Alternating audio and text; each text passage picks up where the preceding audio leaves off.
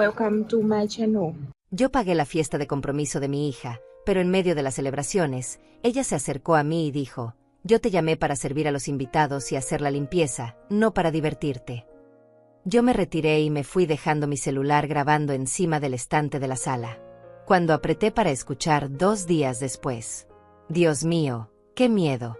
Por lo que yo oí, solo me quedaban 10 minutos para salvar mi vida.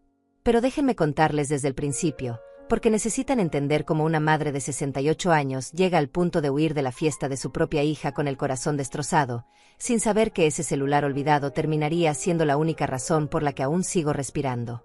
Todo comenzó 3 meses antes, cuando Ivana apareció en mi casa con esa sonrisa calculadora que yo conocía tan bien. Traía a Carlos del brazo, su novio de 2 años, un hombre de traje impecable y palabras suaves que nunca me convenció del todo. Había algo en sus ojos que me inquietaba, una frialdad que ocultaba detrás de esa dentadura perfecta y esos modales estudiados. «Mamá, tenemos noticias maravillosas», anunció Ivana, extendiendo su mano izquierda para mostrarme un anillo de diamante que brillaba con una arrogancia obscena. Carlos me propuso matrimonio. Vamos a casarnos en 6 meses. Debí haber visto las señales. Debí haber notado que no había verdadera emoción en su voz, solo esa nota de triunfo que siempre aparecía cuando conseguía algo que quería. Pero yo, como la tonta madre esperanzada que era, solo vi una oportunidad. Una oportunidad para acercarme a mi hija, para ser parte de su vida, para demostrarle que a pesar de todos nuestros años de distancia y frialdad, yo seguía siendo su madre y siempre estaría ahí para ella. «¡Qué felicidad, mi amor!», le dije, abrazándola con lágrimas en los ojos. Ella me devolvió el abrazo con rigidez, como si mi afecto le resultara incómodo. Carlos nos observaba desde el sofá, con esa sonrisa que no llegaba a sus ojos. «Queremos hacer una fiesta de compromiso antes de la boda», continuó Ivana, soltándose de mi abrazo más rápido de lo necesario. «Algo elegante, con todos nuestros amigos y familia. En mi casa, por supuesto. Tiene el espacio perfecto para recibir invitados».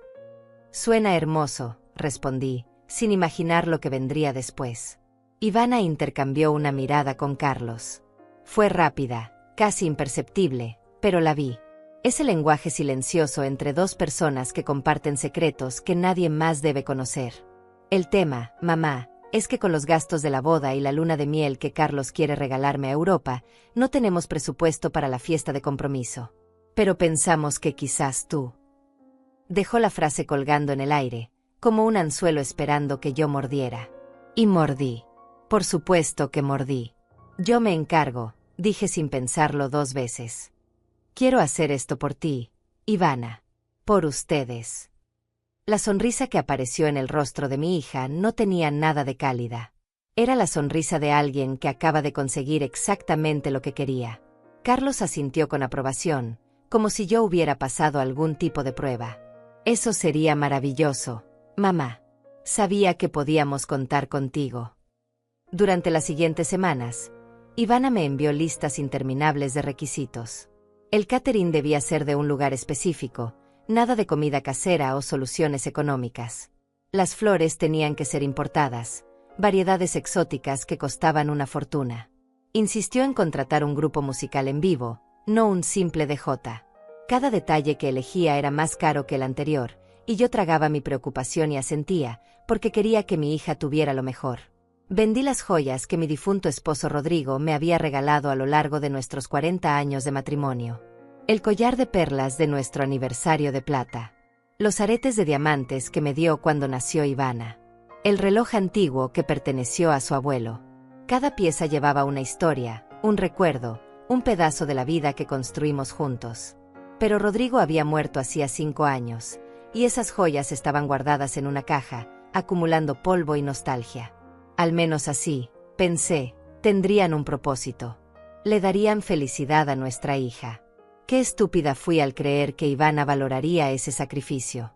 El día de la fiesta llegó con un cielo despejado y una brisa suave que hacía bailar las cortinas blancas en las ventanas de la casa de Ivana. Llegué temprano, como ella me había pedido, vestida con el mejor conjunto que tenía en mi armario, un vestido color crema que Rodrigo siempre decía que me hacía ver elegante. Me había arreglado el cabello en la peluquería, algo que rara vez hacía porque mi pensión apenas alcanzaba para los gastos básicos. Pero ese día era especial. Ese día, por una vez, quería sentirme parte de la vida de mi hija. Cuando entré a la casa, Ivana estaba gritándole a los del catering porque habían colocado las mesas a 3 centímetros de donde ella quería.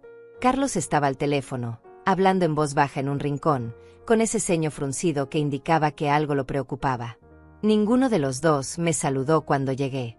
«Mamá, finalmente», dijo Ivana cuando me vio, como si yo hubiera llegado tarde a pesar de estar 30 minutos antes de la hora acordada.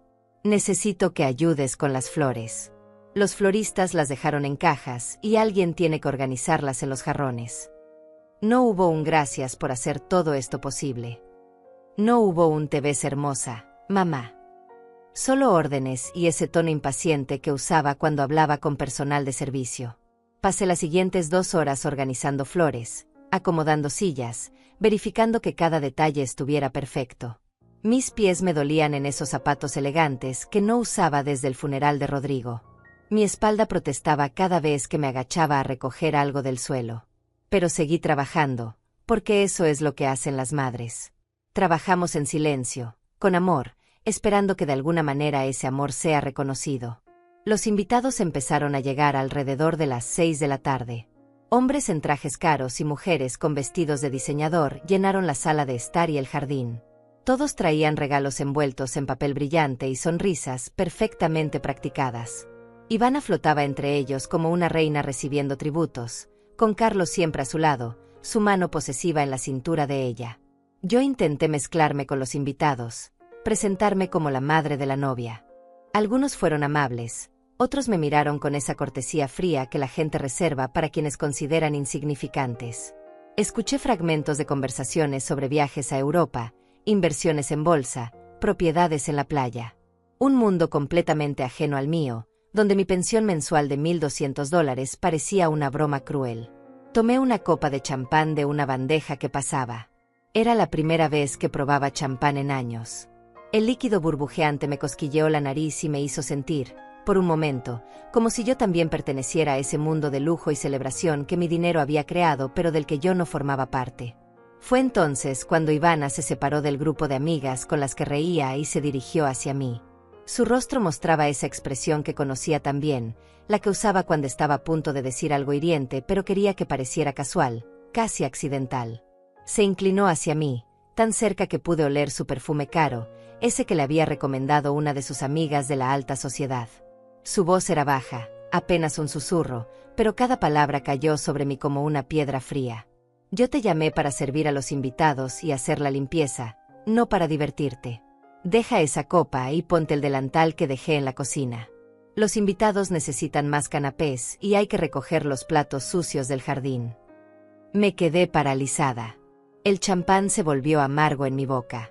Alrededor nuestro, la gente seguía riendo, conversando, ajena a la puñalada que mi hija acababa de clavarme en el corazón. Miré sus ojos buscando algún rastro de humanidad, alguna señal de que estaba bromeando, de que no podía estar hablándome en serio. Pero sus ojos estaban fríos. Muertos. Me miraba como se mira a un empleado incompetente que necesita ser puesto en su lugar. Ivana, yo soy tu madre, logré susurrar, mi voz quebrándose.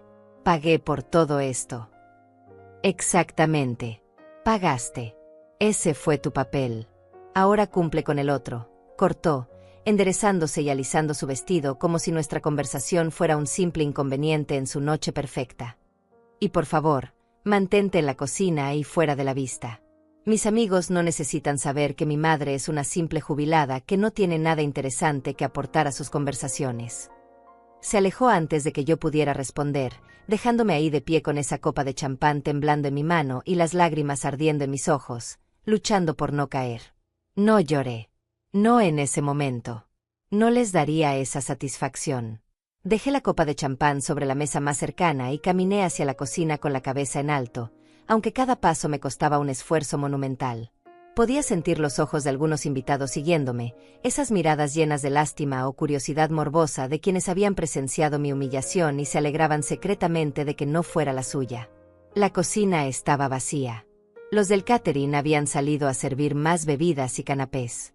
Sobre la isla de mármol encontré el delantal que Ivana había mencionado, doblado con esa precisión enfermiza que ella aplicaba a todo en su vida. Era un delantal simple, gris, del tipo que usan las empleadas domésticas. Lo tomé entre mis manos temblorosas y algo dentro de mí se rompió definitivamente. 42 años.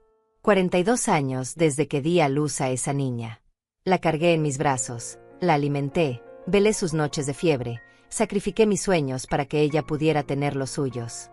Trabajé turnos dobles cuando Rodrigo cayó enfermo para que ella pudiera seguir en esa universidad cara que había elegido. Y ahora, en la fiesta que yo pagué con las últimas cosas de valor que me quedaban, ella me trataba como basura descartable. No me puse el delantal. En su lugar, lo dejé caer sobre el piso de la cocina impecable. Mis manos ya no temblaban, estaban quietas, frías, decididas. Algo se había apagado dentro de mí en ese momento, como una vela que finalmente se rinde ante el viento. Salí de la cocina por la puerta trasera, la que daba al pequeño jardín lateral de la casa. No quería cruzar nuevamente por la sala llena de invitados, no quería ver las miradas de lástima ni escuchar más risas que ahora me sonaban a burla. Rodeé la casa hasta llegar a donde había estacionado mi viejo auto, ese Toyota del año 2003 que mantenía vivo con reparaciones milagrosas y la ayuda de Mateo, el mecánico del barrio que me cobraba precios justos porque había sido amigo de Rodrigo. Fue entonces cuando recordé que había dejado mi teléfono celular dentro de la casa. Lo había estado usando antes de que llegaran los invitados, grabando un video de la decoración.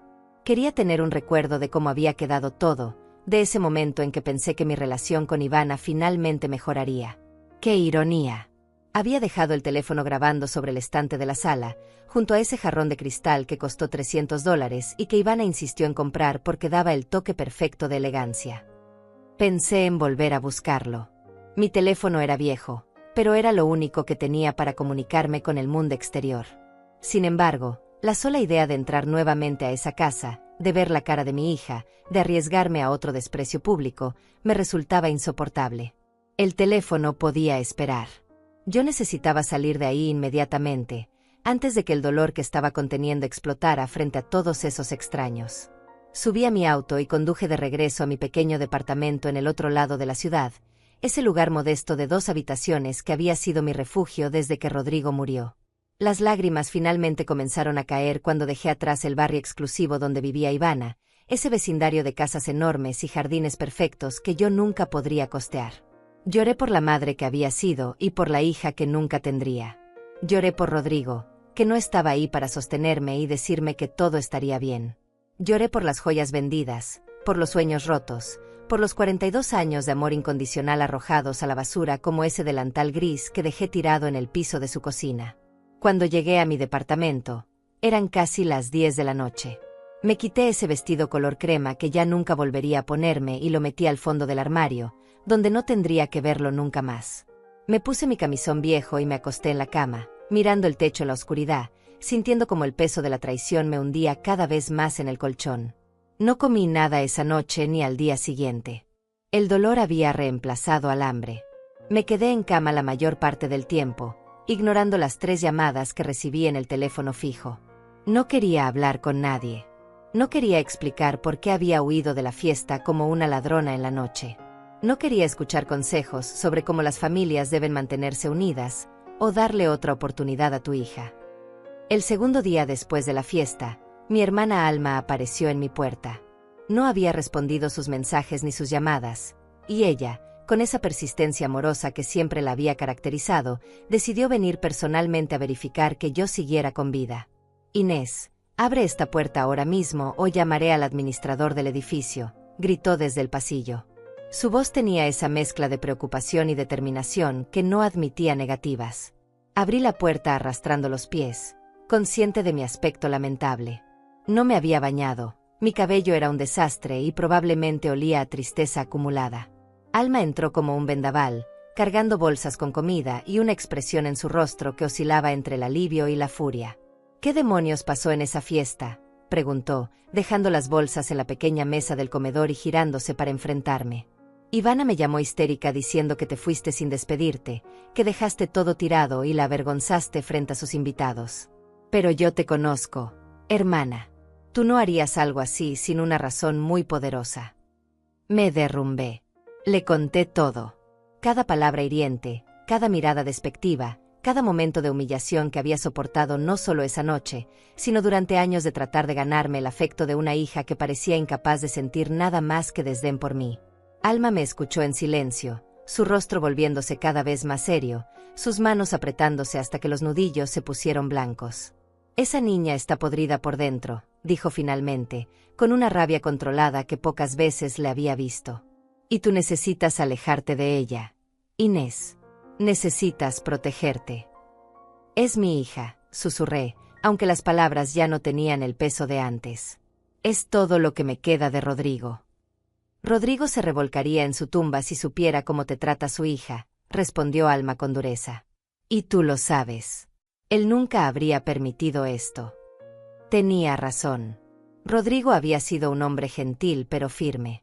Si hubiera visto a Ivana tratarme de esa manera, habría intervenido inmediatamente. Pero Rodrigo llevaba 5 años bajo tierra, y yo había estado sola, navegando esta relación tóxica sin su guía ni su apoyo. «Por cierto», dijo Alma mientras comenzaba a sacar comida de las bolsas, decidida a alimentarme quisiera o no, «dejaste tu teléfono en casa de Ivana». Ella lo mencionó cuando llamó. Dijo que lo recogieras cuando quisieras, aunque por su tono parecía más una orden que una invitación. Mi teléfono. Lo había olvidado por completo en medio del trauma emocional. De repente me pareció muy importante recuperarlo. No por el aparato en sí, que era viejo y básico, sino porque la idea de que Ivana tuviera algo mío, cualquier cosa que me conectara a ella, me resultaba intolerable. «Iré a buscarlo esta tarde», dije, sintiendo como una nueva determinación comenzaba a crecer dentro de mí. No era rabia, no exactamente. Era algo más frío, más definitivo. Era el momento en que una madre finalmente entiende que debe protegerse de su propia hija. Alma insistió en acompañarme, pero le dije que necesitaba hacer esto sola. Necesitaba enfrentar a Ivana una última vez, recuperar mi teléfono y cerrar ese capítulo de mi vida de forma definitiva. Mi hermana no estaba convencida, pero finalmente aceptó, haciéndome prometer que la llamaría en cuanto saliera de ahí. Me duché, me vestí con ropa cómoda y conduje nuevamente hacia el barrio de Ivana. Era media tarde y el sol brillaba con una intensidad casi cruel, como burlándose de la oscuridad que sentía por dentro. El trayecto me pareció más largo que nunca, cada semáforo en rojo una oportunidad para dar la vuelta y olvidarme del maldito teléfono. Pero seguí adelante. Necesitaba ese cierre. Cuando llegué frente a la casa de Ivana, el jardín aún mostraba rastros de la fiesta. Algunas sillas estaban apiladas en un rincón, esperando que la empresa de alquiler las recogiera. El césped tenía marcas donde habían estado las carpas.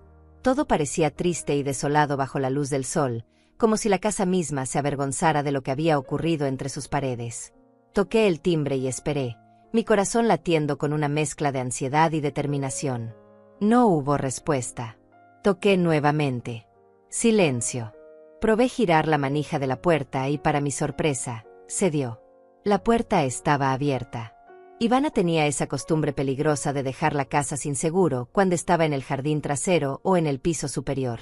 Había intentado advertirle muchas veces sobre los riesgos, pero ella siempre me ignoraba con ese gesto de fastidio que reservaba especialmente para mis consejos maternales. «¿Ivana?», llamé desde la entrada, mi voz resonando en el vestíbulo vacío. «Soy yo. Vine por mi teléfono».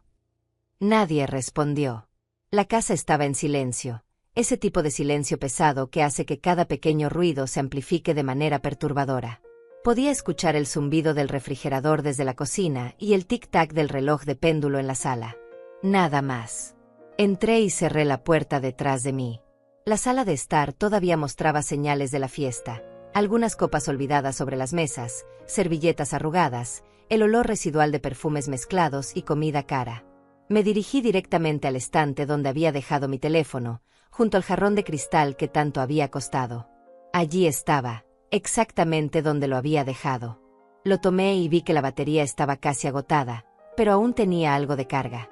La pantalla mostraba la aplicación de cámara abierta, congelada en el último fotograma que había capturado antes de que yo lo dejara ahí. Me di cuenta con horror de que el teléfono había seguido grabando. Durante 2 días completos, ese aparato viejo y obstinado había permanecido encendido, capturando quién sabe cuántas horas de nada, probablemente. O quizás sonidos de Ivana limpiando después de la fiesta, conversaciones telefónicas intrascendentes, El ruido de la televisión. Presioné el botón para detener la grabación y el teléfono casi se apaga por falta de batería. Estaba a punto de irme cuando escuché voces que venían del jardín trasero. Me quedé inmóvil, reconociendo inmediatamente la voz de Ivana. Estaba hablando con alguien, su tono era diferente al que usaba conmigo, más suave pero también más calculador. La otra voz era masculina. Carlos. Algo en mi interior me advirtió que debía irme, que tomara mi teléfono y saliera de esa casa inmediatamente. Pero mis pies no se movieron. En lugar de eso, me encontré caminando silenciosamente hacia la cocina, desde donde podía escuchar mejor lo que decían sin ser vista. «Ya te dije que no puede esperar 6 meses más», decía Carlos, su voz cargada de una tensión que nunca le había escuchado. El hombre educado y cortés de la fiesta había desaparecido, reemplazado por alguien desesperado y peligroso. «Los tipos a los que les debo no van a esperar hasta que nos casemos y tengamos acceso a tu herencia». «¿Y qué quieres que haga?», respondió Ivana con irritación. «No puedo hacer que mi madre se muera más rápido.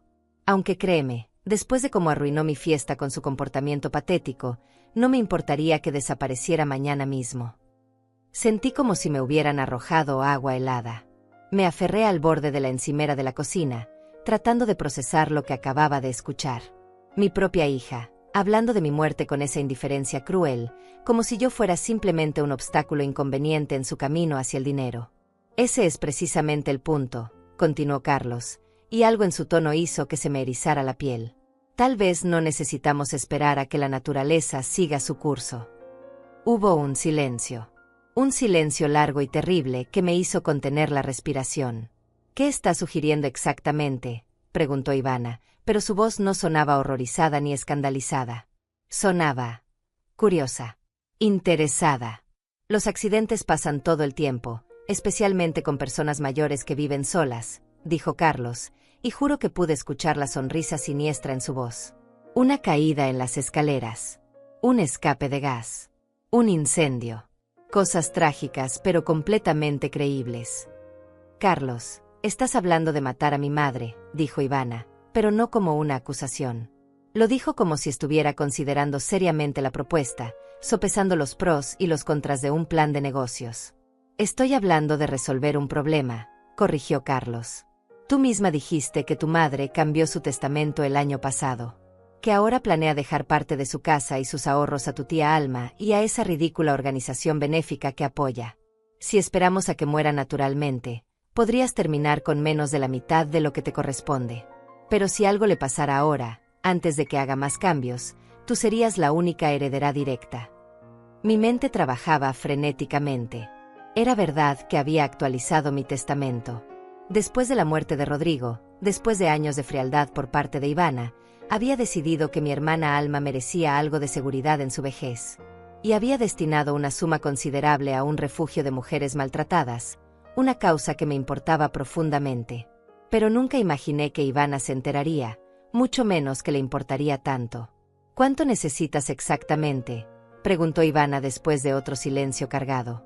$50,000 para el viernes. O los tipos que mencioné van a romperme las piernas.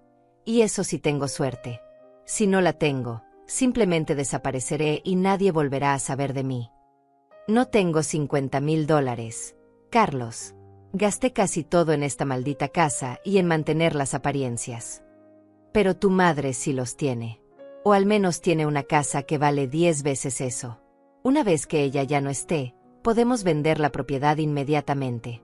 Yo conozco a alguien que puede hacer que parezca un accidente completamente natural. Es discreto, profesional. Nadie sospechará nada». «¿Ya contactaste a alguien?». La voz de Ivana sonaba más firme ahora, más decidida. Mi hija estaba discutiendo mi asesinato con la misma naturalidad con la que habría planeado unas vacaciones. «Tengo un contacto. Un tipo que trabajó conmigo en la constructora hace años, antes de que lo despidieran por... Bueno, eso no importa. El punto es que sabe cómo hacer estas cosas. Y necesita el dinero tanto como yo». «¿Cuánto cobra?». $10,000. En efectivo. Y lo quiere por adelantado. «No tengo $10,000 en efectivo, Carlos. Pero tienes tarjetas de crédito, joyas, cosas que puedes vender o empeñar rápidamente. Y una vez que tu madre esté fuera del camino, podrás pagar todo eso y mucho más. Otro silencio. Podía imaginarlos en el jardín, mirándose, llegando a un acuerdo silencioso que sellaría mi destino. ¿Cuándo?, preguntó finalmente Ivana. Esta tarde. Hoy mismo. Tu madre vive sola, ¿verdad? No tiene sistemas de seguridad sofisticados. Su edificio es viejo. Será fácil. El tipo entrará, hará su trabajo, y para mañana todo habrá terminado. Esta tarde, repitió Ivana, y había algo en su voz que me heló la sangre. No era horror. No era duda. Era aceptación. Está bien. Hazlo. No esperé a escuchar más. Salí de la cocina caminando de espaldas, tan silenciosamente como pude, mi corazón latiendo tan fuerte que temía que pudieran escucharlo desde el jardín. Mis manos temblaban violentamente mientras sujetaba mi teléfono contra mi pecho. Llegué a la puerta principal, la abrí con cuidado para que no hiciera ruido y salí a la luz del sol que ahora me parecía completamente irreal. Caminé hacia mi auto como si estuviera en un sueño. O más bien, en una pesadilla. Subí, cerré la puerta, puse el seguro y me quedé ahí sentada, tratando de que mi cerebro procesara lo que acababa de escuchar. Mi hija acababa de ordenar mi muerte.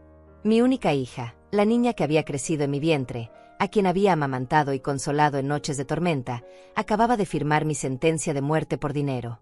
Por una herencia que ni siquiera era tan grande. Por una casa modesta y algunos ahorros que había acumulado centavo a centavo durante décadas de trabajo honesto. Y lo peor de todo, tenían razón sobre una cosa. Yo vivía sola. Mi edificio era viejo, con seguridad mínima. Un portero que trabajaba solo hasta las 6 de la tarde y luego dejaba la puerta principal con un código que todos los residentes conocían. Nadie notaría a un extraño entrando a mi departamento. Nadie vendría a ayudarme si gritaba. Miré el reloj en el tablero de mi auto. Eran las 3:15 de la tarde. Carlos había dicho esta tarde. Eso podía significar en cualquier momento desde ahora hasta la noche. ¿Cuánto tiempo tenía? ¿1 hora? ¿2? ¿10 minutos? Mis manos seguían temblando cuando encendí el motor. Necesitaba pensar. Necesitaba un plan. Pero sobre todo, necesitaba mantenerme con vida.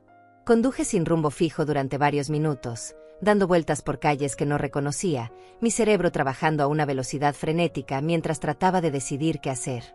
Cada auto que veía en el espejo retrovisor me parecía sospechoso. Cada persona en la acera podía ser el asesino que Carlos había contratado. El mundo se había convertido en un lugar hostil y amenazante en cuestión de segundos. Mi primer instinto fue llamar a la policía. Saqué el teléfono del bolsillo, mis dedos torpes por la adrenalina que corría por mis venas. Pero entonces me detuve. ¿Qué les diría exactamente? ¿Qué escuché a mi hija y su prometido planeando matarme? ¿Sin pruebas? ¿Sin testigos? Ellos negarían todo. Dirían que estaba loca, que era una madre amargada inventando historias para arruinar la felicidad de su hija. Y probablemente les creerían a ellos, no a una viuda de 68 años con lágrimas en los ojos y una historia que sonaba sacada de una película de suspenso barata. Además, el tiempo que tomaría hacer la denuncia, explicar la situación, convencer a algún oficial de que me tomara en serio, podía ser tiempo que no tenía. Carlos había sido muy claro. Esta tarde. Hoy mismo. El asesino podría estar ya en camino a mi departamento, esperando que yo regresara para hacer parecer que había sido un accidente doméstico. Estacioné en un área de descanso junto a la carretera, mis manos aún aferradas al volante como si fuera lo único que me mantenía anclada a la realidad. Necesitaba pensar con claridad. Necesitaba ser inteligente. El pánico no me salvaría, solo la astucia lo haría. Entonces recordé mi teléfono. La grabación. Había estado grabando durante 2 días. ¿Era posible que hubiera capturado la conversación que acababa de escuchar? El aparato había estado en la sala, no muy lejos del jardín. Si las voces habían sido lo suficientemente altas, si el micrófono había funcionado. Con dedos temblorosos, abrí la aplicación de galería. Allí estaba, un video de más de 40 horas de duración. El archivo era enorme. Probablemente había llenado toda la memoria disponible del teléfono antes de detenerse. Necesitaba revisarlo, pero no podía hacerlo ahí, en mi auto, en medio de una carretera. Necesitaba un lugar seguro. Pensé en ir a casa de Alma, pero la descartó inmediatamente. Si Carlos o Ivana decidían buscarme, ese sería el primer lugar donde mirarían. Necesitaba un sitio donde nadie pensara en buscarme, donde pudiera tener tiempo para revisar la grabación y decidir mis próximos pasos. El motel. Había un motel económico a unos 20 minutos de donde estaba, uno de esos lugares anónimos donde nadie hace preguntas y pagas en efectivo. Rodrigo y yo habíamos pasado por ahí muchas veces cuando íbamos a visitar a su hermano en el pueblo vecino. Nunca nos habíamos hospedado allí, pero recordaba el letrero, Motel Vista Verde. Tarifas por hora y por noche. Conduje hacia allá, verificando constantemente el espejo retrovisor, asegurándome de que nadie me siguiera. El motel era exactamente como lo recordaba, un edificio bajo de 2 pisos con puertas pintadas de verde desteñido y un estacionamiento de grava. El letrero de neón parpadeaba incluso a plena luz del día, anunciando habitaciones disponibles. La recepción olía a humedad y tabaco viejo. Un hombre de unos 50 años con barriga prominente y una camiseta manchada me miró desde detrás del mostrador, apenas levantando la vista de su teléfono móvil. «Necesito una habitación por esta noche», dije, tratando de que mi voz sonara firme y normal. «Pagaré en efectivo. $80 la noche. Pago por adelantado», respondió sin mucho interés, extendiendo una mano grasosa. Saqué el dinero de mi billetera, agradeciendo mentalmente que hubiera ido al banco la semana anterior. El hombre me entregó una llave física, no una tarjeta electrónica, y señaló vagamente hacia el segundo piso. Habitación 208. Arriba, al final del pasillo. Wi-Fi no funciona muy bien, pero hay cable. No me importaba el Wi-Fi ni el cable. Solo necesitaba 4 paredes y una puerta con seguro. Subí las escaleras metálicas que crujían bajo mis pies y encontré mi habitación. Era pequeña y deprimente, con una cama que había visto mejores días, una televisión antigua y un baño diminuto. Pero tenía lo que necesitaba, privacidad y seguridad relativa. Cerré la puerta con llave, corrí la cadena de seguridad y arrastré la única silla de la habitación para colocarla bajo la manija, una precaución adicional que había visto en películas. Luego me senté en la cama y saqué mi teléfono. La batería estaba en 5%. Busqué desesperadamente un cargador en mi bolso y di gracias a Dios cuando encontré uno arrugado en el fondo. Lo conecté a la pared y esperé unos minutos hasta que el teléfono tuvo suficiente carga para funcionar sin apagarse. Abrí el video nuevamente. 42 horas de grabación. No tenía tiempo para revisar todo.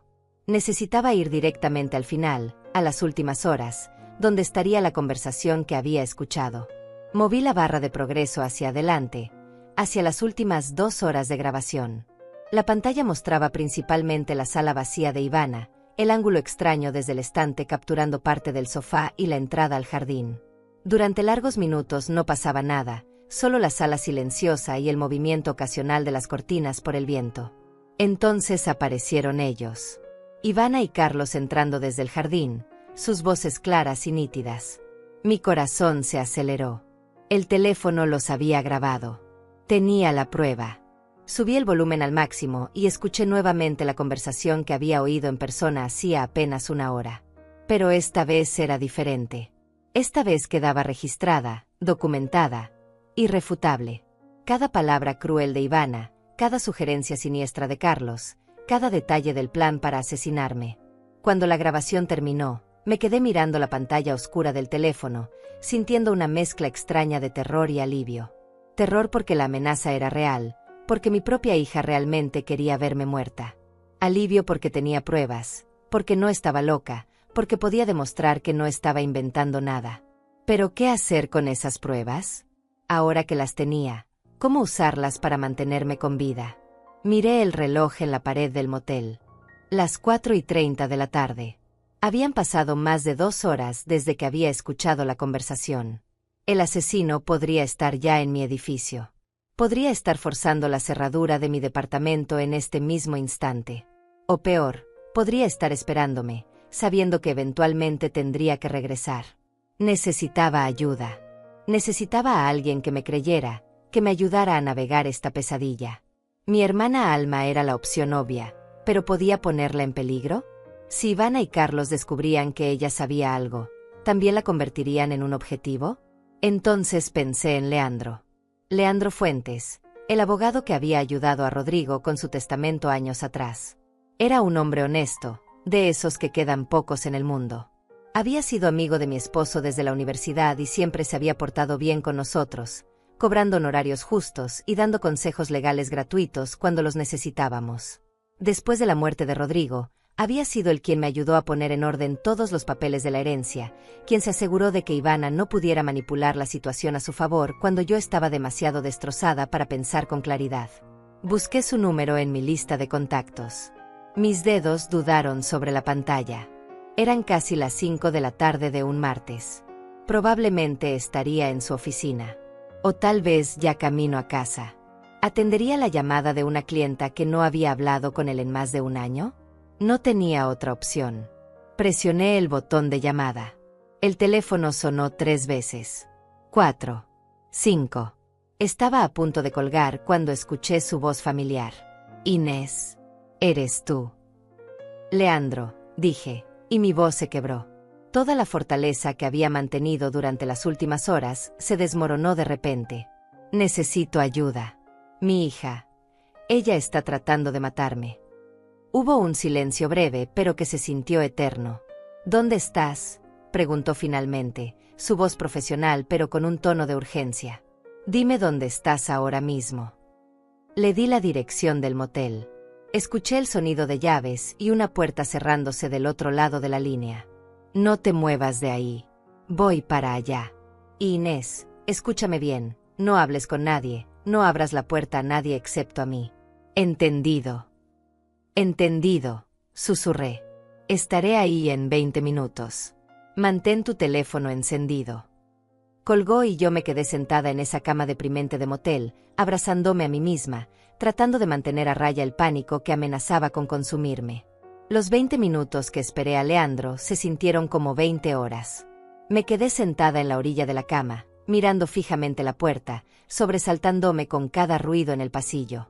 Cada paso en las escaleras metálicas, cada motor de auto en el estacionamiento, cada voz distante me hacía pensar que Carlos o el asesino me habían encontrado de alguna manera. Revisé mi teléfono obsesivamente, verificando que la grabación seguía ahí, que no era un producto de mi imaginación aterrorizada. Reproduje fragmentos aleatorios solo para confirmar que las voces eran claras, que las palabras eran inconfundibles. Cada vez que escuchaba a Ivana decir «está bien, hazlo», sentía una puñalada nueva en el pecho. Finalmente, 3 golpes firmes en la puerta me hicieron saltar. Inés, soy yo. Leandro. Me acerqué a la puerta con cautela, mirando por la mirilla.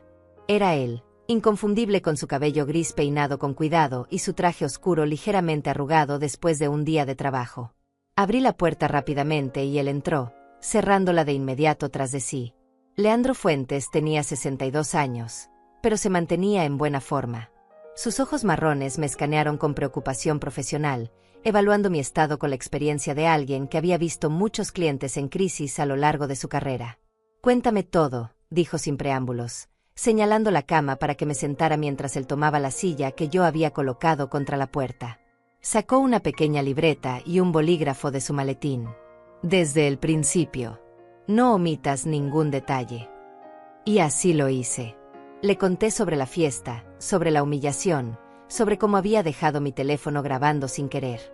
Le conté sobre mi regreso a la casa de Ivana 2 días después, sobre la conversación que había escuchado en el jardín. Le hablé de Carlos y sus deudas de juego, del plan para hacerme parecer un accidente, de los $50,000 que necesitaban con urgencia. Leandro escuchó sin interrumpir, tomando notas ocasionales, su expresión volviéndose cada vez más seria. Cuando terminé, puso su libreta a un lado y extendió la mano. Muéstrame la grabación. Le entregué mi teléfono y observé su rostro mientras reproducía el video. Vi cómo su mandíbula se tensaba, cómo sus ojos se entrecerraban con cada frase condenatoria. Cuando terminó, se recostó en la silla y exhaló lentamente. Esto es evidencia sólida de conspiración para cometer homicidio, dijo finalmente, su voz de abogado tomando control. Con esto podemos ir a la policía y obtener órdenes de arresto inmediatas. ¿Pero me creerán?, pregunté, mi voz pequeña y asustada. Ivana es muy convincente. Podría decir que la grabación está manipulada, que yo la edité de alguna manera para hacerla quedar mal. Los forenses pueden verificar la autenticidad de la grabación, respondió Leandro con firmeza. Y además, hay detalles específicos en esa conversación. Carlos menciona a un contacto, alguien que trabajó con él en una constructora. Eso puede rastrearse. Menciona una deuda específica, $50,000 para el viernes. Todo eso puede verificarse e investigarse. Me pasó el teléfono de vuelta y yo lo guardé en mi bolso como si fuera el objeto más valioso del mundo. Y en ese momento, lo era.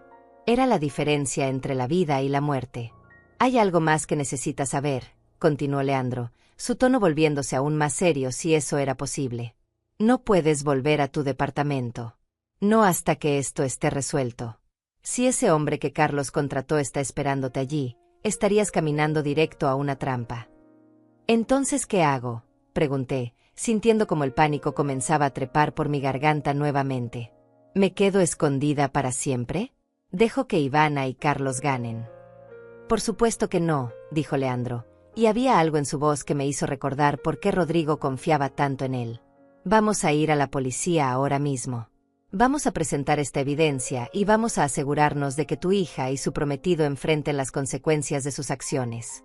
Pero primero, necesito que hagas algo por mí. Sacó su propio teléfono y abrió una aplicación. Voy a enviarte un enlace. Quiero que subas ese video a una nube de almacenamiento. No solo lo mantengas en tu teléfono. Si algo le pasa a ese dispositivo, necesitamos tener una copia de seguridad. Tenía sentido. Hice lo que me pidió, aunque mi teléfono viejo y lento tardó varios minutos en cargar el archivo enorme. Mientras esperábamos, Leandro hizo algunas llamadas. Primero a la estación de policía, preguntando por un detective específico que conocía de casos anteriores. Luego a alguien más, una conversación más corta donde solo dijo: es urgente. Necesito un favor. Cuando finalmente el video terminó de subirse a la nube, Leandro se puso de pie. Vamos. Tengo un contacto en la fiscalía que nos va a recibir.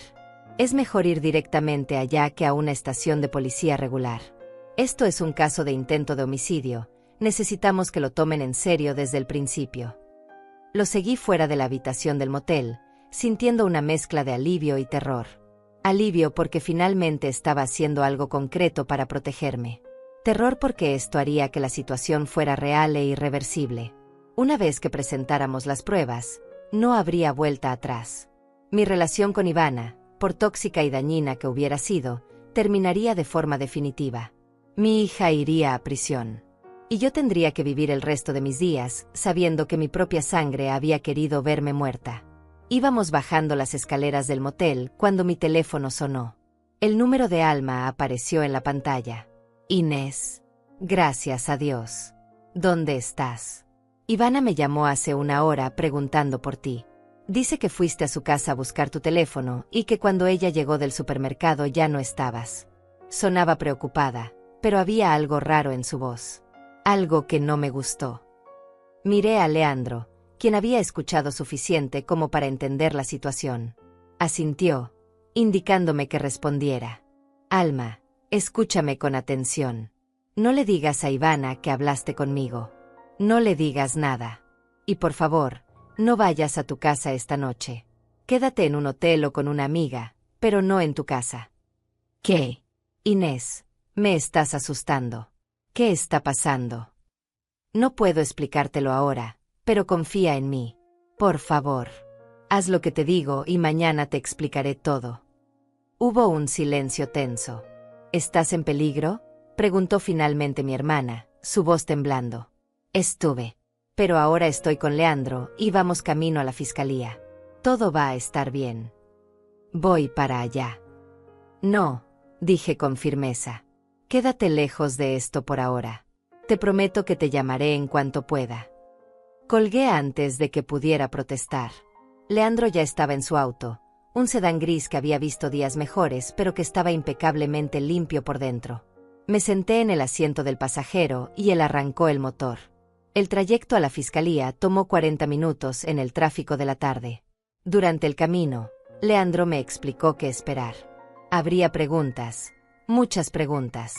Tendría que contar mi historia varias veces. Revisarían la grabación minuciosamente.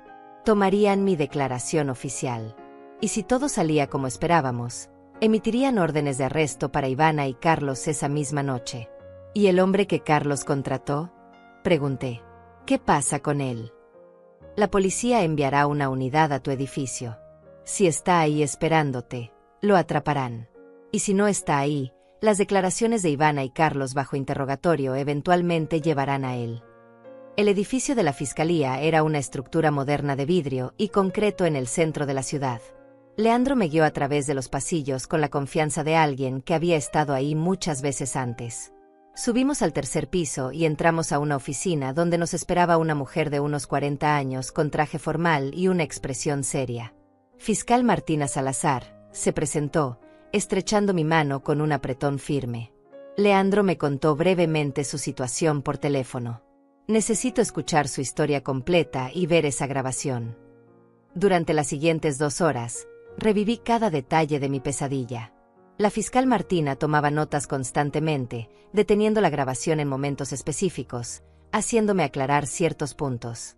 Hubo momentos en que pensé que no podría continuar, que el peso emocional de todo era demasiado. Pero Leandro estaba ahí, a mi lado, recordándome con su simple presencia que no estaba sola. Cuando finalmente terminamos, la fiscal Martina se recostó en su silla y me miró con una expresión que mezclaba profesionalismo con algo que parecía genuina compasión. Señora Rosales, lo que ha vivido es terrible y lo que está documentado en esa grabación es suficiente para proceder con cargos criminales serios, dijo. Voy a solicitar órdenes de arresto inmediatas para Ivana Rosales y Carlos Méndez por conspiración para cometer homicidio. También voy a coordinar con la policía para que revisen su edificio y su departamento. ¿Cuánto tiempo tomará?, pregunté, mi voz apenas un susurro. La adrenalina que me había mantenido funcionando durante las últimas horas comenzaba a desvanecerse, dejándome exhausta y temblorosa. Las órdenes de arresto pueden estar listas en 1 hora, respondió la fiscal Martina, revisando su reloj. Son las 7 de la noche. Para las 8:30, tendré equipos moviéndose para ejecutar los arrestos. Mientras tanto, usted no puede estar sola y definitivamente no puede volver a su casa. Puede quedarse conmigo, ofreció Leandro inmediatamente. Mi esposa y yo tenemos una habitación de huéspedes. Estará segura allí. La fiscal asintió con aprobación. Perfecto. Señora Rosales, le voy a asignar protección policial también. Un oficial la acompañará a la casa del señor Fuentes y permanecerá afuera durante la noche. Es solo una precaución, pero dadas las circunstancias, prefiero no arriesgarme. Me sentí abrumada por la amabilidad de estos 2 extraños que estaban haciendo tanto por mí. Bueno, Leandro no era exactamente un extraño, pero hacía más de 1 año que no lo veía. Y aún así, había dejado todo para ayudarme sin hacer preguntas, sin dudar de mi palabra. Gracias, logré decir, aunque las palabras se sentían inadecuadas para expresar lo que realmente sentía. La fiscal Martina hizo varias llamadas más, su voz autoritaria dando instrucciones precisas. Escuché fragmentos: sospecha de intento de homicidio, arrestos prioritarios, posible cómplice en el edificio. Cada palabra hacía que la situación se sintiera más real y más aterradora. Aproximadamente 1 hora después, tal como había prometido, la fiscal nos informó que las órdenes de arresto habían sido aprobadas. 2 equipos policiales estaban en camino, uno a la casa de Ivana y otro al departamento de Carlos. Un tercer equipo había sido enviado a mi edificio para verificar si había alguien sospechoso merodeando o si habían forzado la entrada a mi departamento. ¿Quiere estar presente cuando los arresten?, preguntó la fiscal, mirándome con curiosidad. No es necesario, pero algunos familiares encuentran cierre en ver cómo se ejecuta la justicia. Negué con la cabeza inmediatamente. No quería ver a Ivana esposada. No quería ver su rostro cuando se diera cuenta de que su plan había fallado. No quería tener esa imagen grabada en mi memoria para siempre. Solo quiero irme a casa eventualmente, dije en voz baja. Quiero que esto termine. Lo entiendo. Leandro, manténme informada de cualquier cosa inusual. Señora Rosales, estaré en contacto mañana temprano. Probablemente necesitaremos una declaración más formal y hay algunos papeles que tendrá que firmar. Salimos del edificio de la fiscalía cuando el sol ya se había ocultado completamente. El oficial asignado para protegerme nos esperaba afuera, un hombre joven de unos 30 años llamado Alonso que me saludó con respeto profesional, pero con una calidez en sus ojos que me hizo sentir un poco más segura. Señora Rosales, voy a seguirlos hasta la casa del señor Fuentes y me quedaré en el exterior durante la noche, explicó. Si ve, escucha o siente algo fuera de lo común, me llama inmediatamente. Aquí está mi número directo. Me entregó una tarjeta y yo la guardé en mi bolso junto a mi teléfono y las pocas pertenencias que había llevado conmigo en esta pesadilla surreal. El viaje a la casa de Leandro fue tranquilo. Él conducía en silencio, probablemente dándome espacio para procesar todo lo que había sucedido. El oficial Alonso nos seguía a una distancia prudente en su patrulla sin identificación. Por la ventana, veía pasar las luces de la ciudad, la vida normal de personas normales que cenaban en restaurantes, caminaban con sus perros, reían con sus familias. Todo me parecía tan lejano, como si yo estuviera viendo el mundo desde detrás de un cristal grueso que me separaba de la normalidad. La casa de Leandro estaba en un barrio residencial tranquilo, una construcción de 2 pisos con un pequeño jardín delantero bien cuidado. Su esposa, una mujer llamada Fabiana que recordaba vagamente de alguna reunión años atrás, nos recibió en la puerta con una expresión de preocupación maternal. «Ay, Inés, querida», dijo, abrazándome sin pedir permiso, algo que normalmente me habría incomodado pero que en ese momento me hizo llorar. «Leandro me contó todo. Estás segura aquí. Nadie te hará daño». Me llevó adentro mientras Leandro hablaba brevemente con el oficial Alonso afuera. La casa era acogedora, con muebles cómodos y fotografías familiares en las paredes.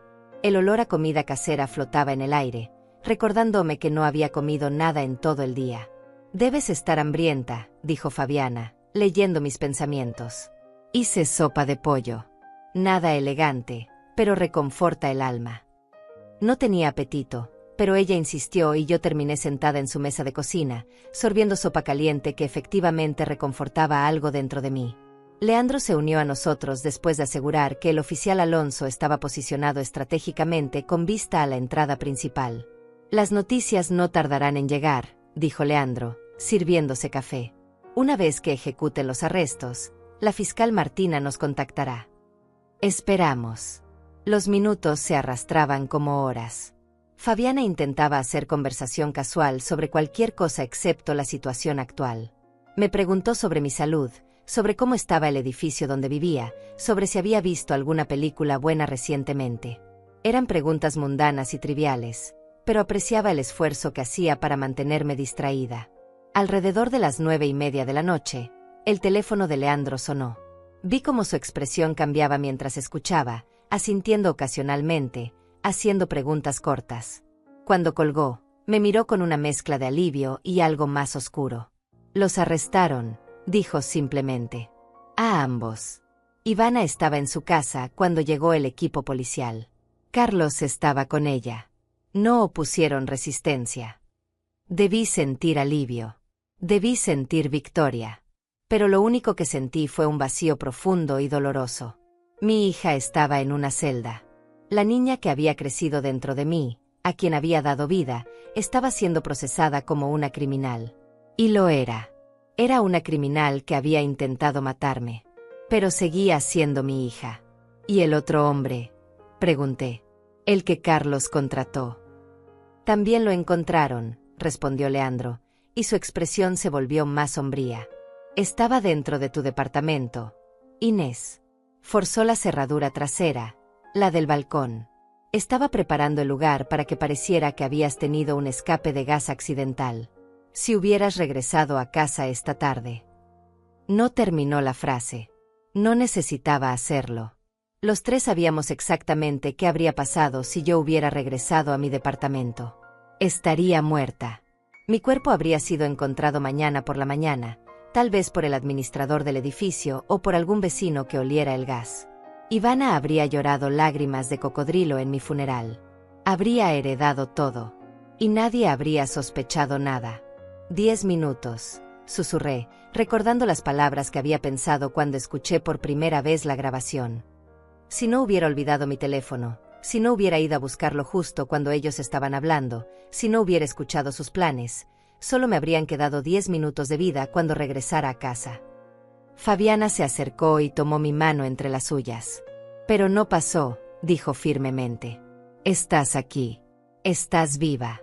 Y esos monstruos van a pagar por lo que intentaron hacer. El teléfono de Leandro sonó nuevamente. Esta vez fue una conversación más larga. Pude escuchar que estaba hablando con la fiscal Martina, discutiendo detalles legales que mi cerebro cansado no podía procesar completamente. Cuando finalmente colgó, se sentó frente a mí con expresión seria.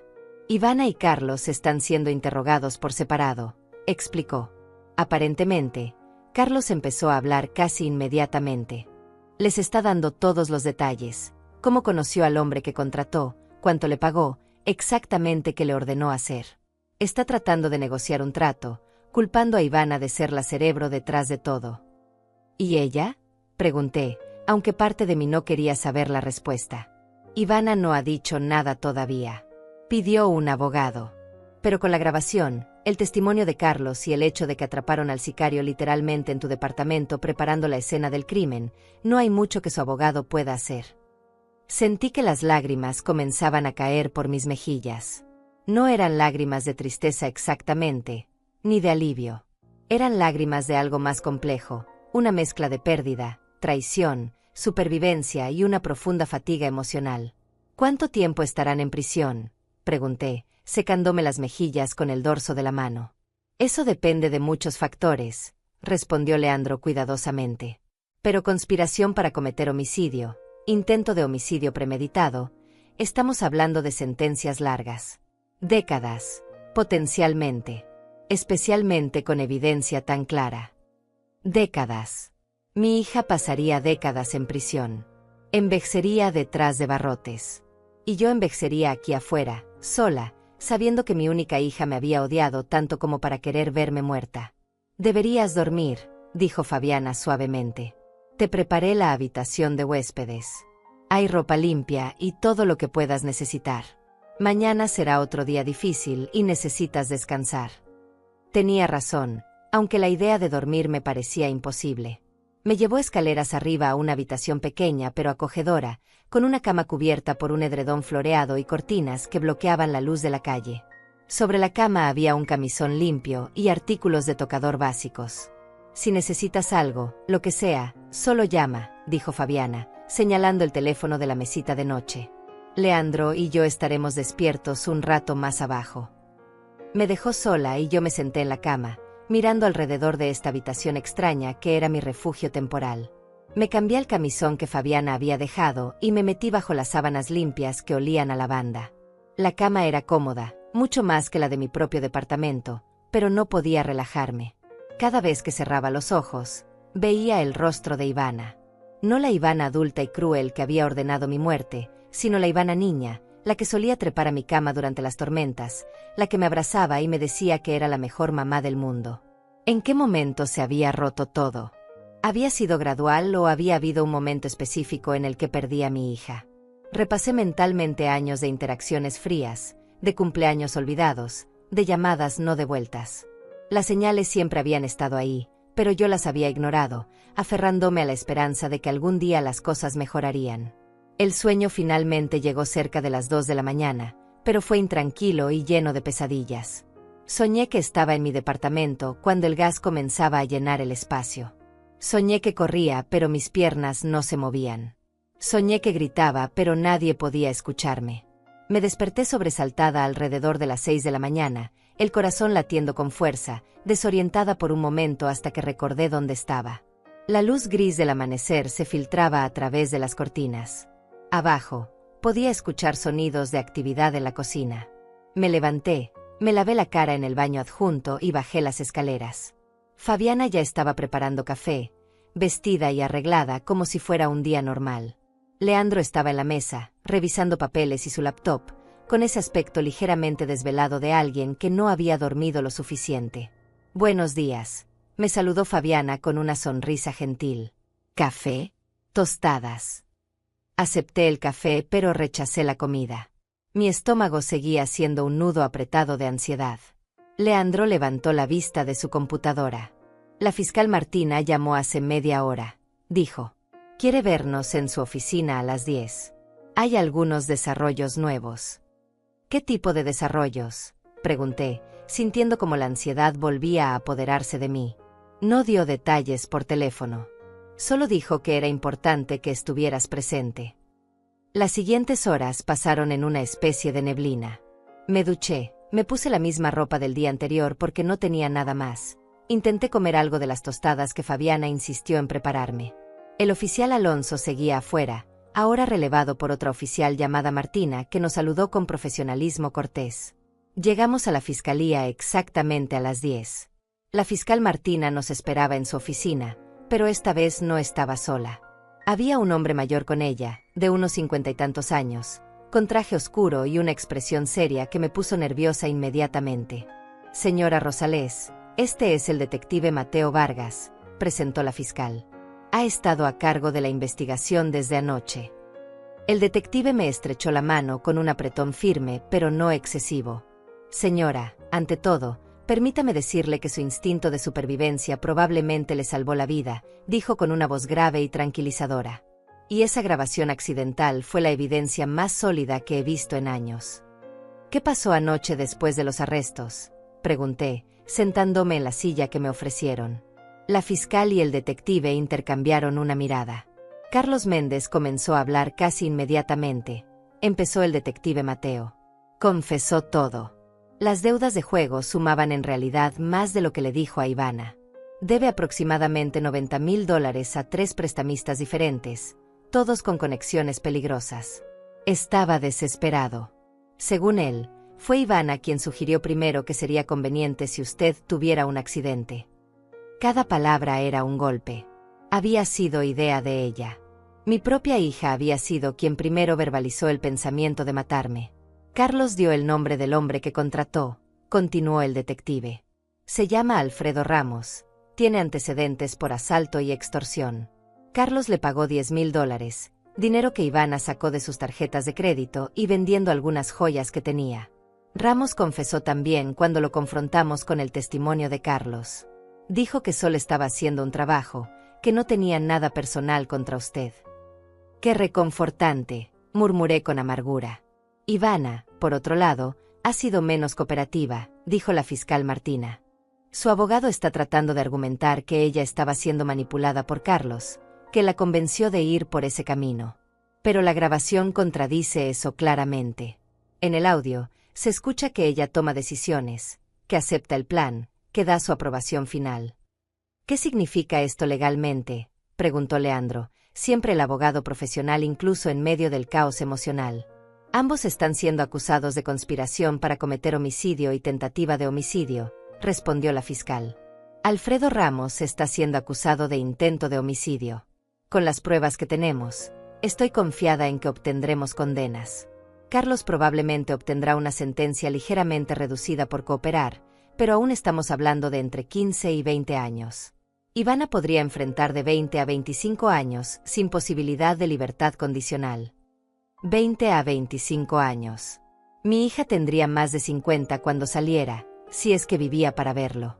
Y yo, si seguía con vida para entonces, sería una anciana de casi 90 años. Hay algo más, dijo el detective Mateo, y algo en su tono me hizo saber que lo que venía sería difícil de escuchar. Cuando registramos la casa de Ivana, encontramos su testamento, señora Rosales. El que hizo el año pasado.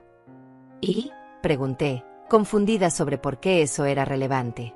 Ivana lo tenía en su poder. Además, encontramos borradores de un nuevo testamento en su computadora, uno que ella había estado preparando. Estaba falsificando su firma, señora. Planeaba reemplazar su testamento real con uno falso que la dejara a ella como única heredera de todo. Me quedé sin palabras. No solo había planeado matarme, sino que había estado preparando el terreno para asegurarse de que obtendría cada centavo, cada posesión, todo lo que Rodrigo y yo habíamos trabajado para construir durante toda una vida. Eso añade cargos de fraude e intento de falsificación de documentos, agregó la fiscal con satisfacción profesional. Su caso se vuelve más sólido con cada hora que pasa. ¿Cuándo será el juicio?, pregunté, mi voz sonando distante incluso para mis propios oídos. Probablemente en 6 a 8 meses, respondió la fiscal. Hay procedimientos que deben seguirse, audiencias preliminares, mociones. Pero con la evidencia que tenemos, hay una posibilidad de que acepten un acuerdo de culpabilidad para evitar el juicio. Tendré que testificar. La idea me aterraba. Ver a Ivana en una corte, sentada en la mesa de la defensa, mirándome mientras yo explicaba cómo había descubierto su plan para asesinarme. Probablemente sí, dijo Leandro suavemente. Pero estaremos ahí contigo. Cada paso del camino. La reunión continuó durante otra hora, con más detalles legales, más explicaciones de procedimientos, más preguntas sobre mi relación con Ivana a lo largo de los años. Querían establecer un patrón de comportamiento, pruebas de que había habido hostilidad de su parte durante mucho tiempo. Cuando finalmente salimos de la oficina de la fiscal, me sentía completamente vacía. Leandro sugirió que comiéramos algo, pero yo solo quería estar sola. Necesitaba procesar todo, necesitaba empezar a entender cómo iba a reconstruir mi vida después de esto. ¿Cuándo puedo volver a mi departamento?, pregunté. La escena del crimen ya fue procesada, respondió Leandro. Técnicamente puedes regresar hoy si quieres. Pero Inés, ¿estás segura de que es buena idea? Es el lugar. Es mi hogar, dije con más firmeza de la que sentía. No voy a dejar que me quiten eso también. Leandro insistió en acompañarme cuando finalmente decidí regresar a mi departamento esa misma tarde. Fabiana había empacado algunas provisiones en una bolsa, comida que podía calentar fácilmente, como si yo fuera una niña yendo a un campamento en lugar de una mujer de 68 años regresando a la casa donde casi la asesinan. El trayecto fue silencioso. Miraba por la ventana del auto de Leandro, observando las calles familiares de mi barrio, preguntándome si alguna vez volverían a sentirse seguras. Cada persona en la acera era una amenaza potencial. Cada auto que nos seguía por más de 2 cuadras hacía que mi corazón se acelerara. Cuando llegamos a mi edificio, vi la cinta policial amarilla todavía colgando de la puerta del balcón trasero de mi departamento. El administrador, el señor Héctor, estaba en el vestíbulo y se acercó inmediatamente cuando me vio entrar. Señora Inés, Dios mío, dijo, sus ojos llenos de preocupación genuina. La policía estuvo aquí toda la noche. Me contaron lo que pasó. No puedo creer que alguien intentara. En mi edificio. Está bien, Héctor, le dije, aunque claramente no estaba bien. Arreglaron la cerradura del balcón. Sí. Llamé a un cerrajero esta mañana. Puso una cerradura nueva, muy segura. Y también cambié el código del edificio, por si acaso. Aquí tiene el nuevo código. Me entregó un papel con una combinación de números que memoricé inmediatamente. Leandro y yo subimos al 3er piso, nuestros pasos resonando en el hueco de la escalera. Mi puerta estaba intacta, al menos por fuera, pero había una marca donde la policía había puesto un sello que luego habían removido. Abrí con mi llave, mi mano temblando ligeramente. La puerta se abrió revelando mi departamento, mi hogar de los últimos 5 años. Todo parecía normal a primera vista, pero luego noté los pequeños detalles. Polvo de huellas dactilares en algunas superficies, muebles ligeramente movidos de su posición habitual, la ventana del balcón trasero abierta para ventilar. Y el olor. Un olor químico residual que me hizo saber que la policía había encontrado lo que Alfredo Ramos había preparado. El gas que habría llenado mi hogar, que habría acabado con mi vida mientras dormía o simplemente respiraba. ¿Estás segura de esto?, preguntó Leandro, observando mi rostro mientras yo miraba alrededor. Tengo que estarlo, respondí, entrando completamente y cerrando la puerta detrás de nosotros. No puedo dejar que el miedo me convierta en prisionera de mi propia vida. Pasamos la siguiente hora revisando el departamento. Leandro verificó todas las ventanas, todas las cerraduras, incluso revisó debajo de la cama y dentro de los armarios como si fuéramos a encontrar algún peligro acechando. Yo limpié el polvo de huellas dactilares, devolví los muebles a sus lugares correctos, intenté hacer que el espacio volviera a sentirse mío. El teléfono del departamento sonó, haciéndome sobresaltar. Lo miré con desconfianza antes de responder. Inés. Era Alma, su voz cargada de alivio y preocupación. Finalmente contestas. He estado tratando de comunicarme contigo todo el día. ¿Qué demonios está pasando? Vi en las noticias que arrestaron a Ivana y Carlos. Dijeron algo sobre intento de homicidio, pero no dieron nombres de las víctimas. Por favor dime que no es lo que estoy pensando. Me senté en el sofá, de repente exhausta. Es exactamente lo que estás pensando, dije quedamente. Ivana y Carlos planearon matarme, Alma. Contrataron a alguien para hacerlo parecer un accidente. Escuché un sollozo del otro lado de la línea. Dios mío, Inés. ¿Cómo? ¿Por qué? Le conté todo, desde el principio. La fiesta, la humillación, el teléfono olvidado, la grabación accidental, la conversación que había escuchado. Alma lloró abiertamente mientras yo hablaba, interrumpiendo ocasionalmente con exclamaciones de horror e incredulidad. Voy para allá, dijo cuando terminé. Ahora mismo. No deberías estar sola. Estoy con Leandro Fuentes, el abogado de Rodrigo. Pero sí, ven. Necesito verte. Alma llegó 30 minutos después, cargando una maleta pequeña. Me voy a quedar contigo unos días, anunció sin darme opción de negarme. No me importa si hay espacio o no. Dormiré en el sofá si es necesario. Pero no te voy a dejar sola después de algo así. La abracé, dejando que sus brazos me sostuvieran mientras finalmente me permitía sentir el peso completo de todo lo que había sucedido. Lloré en su hombro como no había llorado desde la muerte de Rodrigo, lágrimas que venían de un lugar profundo y roto dentro de mí. Leandro se despidió poco después, haciéndome prometer que lo llamaría si necesitaba cualquier cosa. Alma preparó té y nos sentamos en mi pequeña mesa de comedor, la misma mesa donde Rodrigo e Ivana y yo habíamos compartido miles de comidas cuando ella era pequeña. ¿Cómo terminamos aquí?, pregunté, mirando fijamente mi taza de té. ¿En qué momento mi hija se convirtió en alguien capaz de esto? No lo sé, hermana, respondió Alma con tristeza. Pero sé que no es tu culpa. Tú fuiste una buena madre. La mejor que pudiste ser.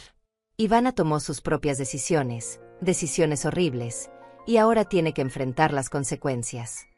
Pasará décadas en prisión, susurré. Mi única hija. La sangre de mi sangre. Tu única hija intentó asesinarte por dinero, dijo Alma con dureza. No puedes permitirte sentir lástima por ella, Inés. Ella no sintió lástima por ti cuando planeaba tu muerte. Tenía razón, lo sabía. Pero el corazón de una madre no funciona con lógica. Amamos incluso cuando no deberíamos. Perdonamos incluso lo imperdonable, sufrimos por nuestros hijos sin importar cuánto daño nos causen. Los días siguientes pasaron en una especie de rutina extraña. Alma se quedó conmigo, durmiendo en el sofá a pesar de mis protestas. Leandro llamaba diariamente con actualizaciones sobre el caso. La fiscal Martina me citó 2 veces más para aclarar detalles y firmar declaraciones. Los vecinos del edificio me miraban con una mezcla de lástima y curiosidad morbosa cuando me cruzaba con ellos en el pasillo. La historia había salido en las noticias locales. No mencionaban mi nombre específicamente debido a que era la víctima, pero el barrio era pequeño y los chismes viajaban rápido. Todos sabían que la mujer del tercer piso casi había sido asesinada por su propia hija. Una semana después de los arrestos, Leandro me llamó con noticias. Ivana quiere verte, dijo sin preámbulos. Solicitó una visita. Estás en tu derecho de negarla, por supuesto. Nadie esperaría que quisieras verla después de lo que hizo. Mi primer instinto fue decir que no. ¿Para qué querría ver a la persona que había ordenado mi muerte? ¿Qué posible bien podría salir de ese encuentro? Pero había algo dentro de mí, esa parte terca de madre que nunca muere sin importar cuánto daño reciba, que necesitaba verla una última vez. Necesitaba mirarla a los ojos y escuchar qué posible explicación podría tener. Necesitaba ese cierre, por doloroso que fuera. Iré, dije, sorprendiéndome a mí misma. ¿Cuándo? Mañana por la tarde. 3 de la tarde. Yo te acompaño, por supuesto. Alma protestó vigorosamente cuando le conté. ¿Estás loca? ¿Quieres ir a ver a la persona que intentó matarte? ¿Para qué, Inés? Para que te lastime más. Necesito hacerlo, dije simplemente. Necesito escuchar qué tiene que decir. Y necesito decirle algunas cosas también. Entonces voy contigo. No. Esto es algo que tengo que hacer sola. La discusión continuó durante horas, pero finalmente Alma cedió, aunque hizo que le prometiera que mantendría la calma, que no dejaría que Ivana me manipulara emocionalmente una vez más. Al día siguiente, Leandro pasó a recogerme a las 2:30. El trayecto a la prisión preventiva donde mantenían a Ivana fue largo y silencioso. Yo miraba por la ventana, preparándome mentalmente para ver a mi hija detrás de un cristal, vestida con un uniforme de prisión, pagando las consecuencias de haber intentado matarme. La prisión era un edificio gris y deprimente rodeado de altas vallas con alambre de púas. Pasamos por varios controles de seguridad, dejamos nuestras pertenencias en casilleros, fuimos escaneados y revisados. Finalmente, nos llevaron a una sala de visitas dividida por paneles de vidrio grueso, con teléfonos a cada lado para comunicarse. Me senté en una silla de plástico incómoda y esperé. Mi corazón latía tan fuerte que podía escucharlo en mis oídos. Leandro estaba de pie detrás de mí, una presencia silenciosa y reconfortante. Entonces la puerta del otro lado se abrió e Ivana entró. Casi no la reconocí. En solo una semana, mi hija se había transformado en alguien diferente. Sin maquillaje, con el cabello recogido en una cola de caballo descuidada, vestida con el uniforme naranja de la prisión, parecía más joven y más vulnerable de lo que la había visto en años. Pero cuando nuestros ojos se encontraron a través del cristal, vi que la frialdad seguía ahí, esa distancia emocional que siempre había existido entre nosotras. Se sentó frente a mí y tomó el teléfono de su lado. Yo hice lo mismo, presionando el auricular contra mi oreja con mano temblorosa. «Mamá», dijo, y su voz sonaba diferente, más pequeña, casi como la niña que solía ser. «Gracias por venir». No respondí inmediatamente. Solo la miré, esta persona que había crecido dentro de mí, a quien había amado incondicionalmente durante 42 años, y que había estado dispuesta a borrarme de la existencia por dinero. «¿Por qué pediste verme?», pregunté finalmente, manteniendo mi voz neutral. Ivana bajó la mirada. «Necesitaba explicarte. Necesitaba que entendieras que yo no. Que las cosas se salieron de control. Carlos estaba desesperado, me presionó, y yo». «No», la interrumpí con firmeza. «No vas a culpar a Carlos. Escuché la grabación. Ivana. Escuché tu voz cuando dijiste, está bien, hazlo. Nadie te presionó. Tomaste una decisión». Sus ojos se llenaron de lágrimas, pero no estaba segura si eran genuinas o calculadas. «Estaba enojada contigo», dijo, su voz quebrándose. «Siempre estuve enojada. Desde que papá murió y descubrí que había cambiado su testamento, que había dejado dinero para la tía Alma y para esa estúpida organización benéfica. Como si extraños merecieran más que tu propia hija». «Tu padre te dejó la casa de campo y $50,000, respondí, sintiendo como la rabia comenzaba a reemplazar al dolor. «Eso era más que generoso. Pero no era suficiente para ti, ¿verdad? Nunca nada era suficiente. Tú también cambiaste tu testamento», me acusó, su tristeza transformándose en resentimiento. «Sin siquiera decirme. Como si yo no importara». «Cambié mi testamento porque durante años me trataste como basura», dije, mi voz elevándose a pesar de mis esfuerzos por mantener la calma. «Porque cada vez que intentaba acercarme a ti me rechazabas.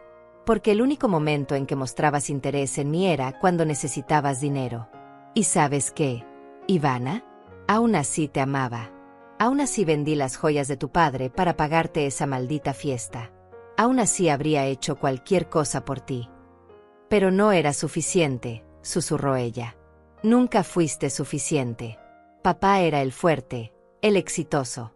Tú solo eras la esposa, la madre, nada especial». Esas palabras me golpearon como una bofetada física. Era la verdad más cruda y dolorosa que Ivana me había dicho jamás. Para ella, yo nunca había sido una persona completa, solo un rol, una función que cumplir. Y cuando dejé de ser útil, dejé de tener valor. «Vine aquí pensando que tal vez habría alguna explicación», dije, sintiendo como algo dentro de mí se cerraba definitivamente. «Que tal vez mostrarías remordimiento real, que reconocerías la magnitud de lo que intentaste hacer. Pero veo que solo querías justificarte. Querías hacerme sentir culpable de alguna manera por tus acciones». «No es así», protestó Ivana, las lágrimas corriendo por sus mejillas ahora. «Mamá, yo me arrepiento. De verdad. Si pudiera retroceder el tiempo». «Pero no puedes», la interrumpí. «Y aunque pudieras, no estoy segura de que tomarías una decisión diferente.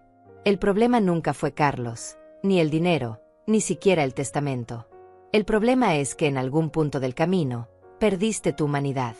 Te convertiste en alguien capaz de planear la muerte de su propia madre con la misma frialdad con la que planearías unas vacaciones. Me puse de pie, lista para terminar esta conversación que solo estaba reabriendo heridas. Espera, dijo Ivana urgentemente. Por favor, no te vayas así. Necesito que me perdones. Necesito saber que algún día podremos. No, dije con una claridad que me sorprendió incluso a mí. No hay perdón para esto. Ivana. No hay camino de regreso. Pasarás muchos años en prisión pensando en lo que hiciste. Y yo pasaré el resto de mi vida reconstruyéndome, rodeándome de personas que realmente me aman, viviendo para mí misma por primera vez en décadas. ¿Entonces eso es todo?, preguntó, su voz ahora llena de rabia en lugar de tristeza. ¿Me vas a abandonar aquí? No te estoy abandonando, respondí tranquilamente. Tú te abandonaste a ti misma el momento en que decidiste que mi vida valía menos que tu herencia. Adiós, Ivana. Colgué el teléfono antes de que pudiera responder y me alejé sin mirar atrás. Leandro me alcanzó en el pasillo, su mano en mi hombro en un gesto de apoyo silencioso. ¿Estás bien?, preguntó mientras salíamos del edificio hacia el aire fresco del exterior. Lo estaré, respondí, y por primera vez en mucho tiempo, realmente lo creí. Los meses siguientes fueron de reconstrucción. Ivana finalmente aceptó un acuerdo de culpabilidad después de que Carlos testificara en su contra. Recibió 23 años de prisión sin posibilidad de libertad condicional. Carlos recibió 18 años.